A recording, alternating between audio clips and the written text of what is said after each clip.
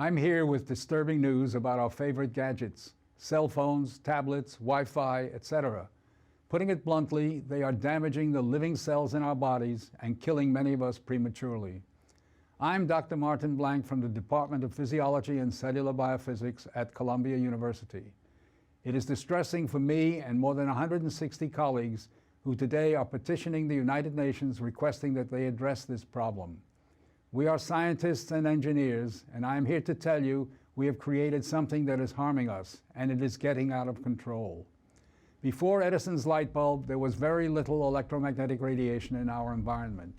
The levels today are very many times higher than natural background levels and are growing rapidly because of all the new devices that emit this radiation.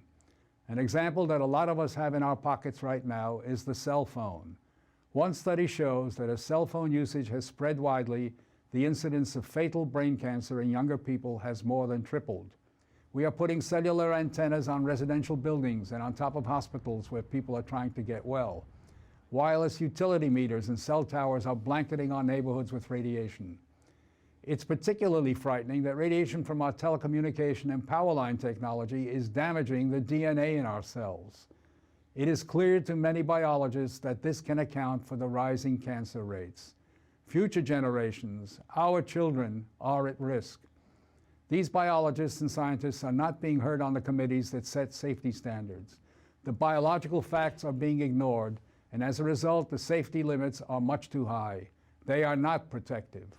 More protection will probably result from full disclosure of possible conflicts of interest between regulators and industry. Rising exposure to electromagnetic radiation is a global problem. The World Health Organization and international standard-setting bodies are not acting to protect the public's health and well-being.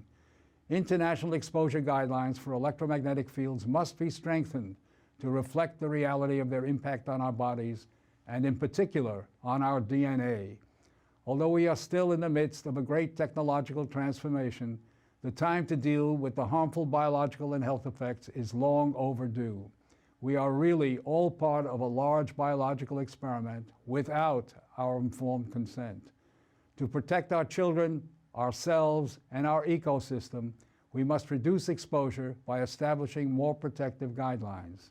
And so today, scientists from around the world are submitting an appeal to the United Nations, its member states, and the World Health Organization to provide leadership in dealing with this emerging public health crisis.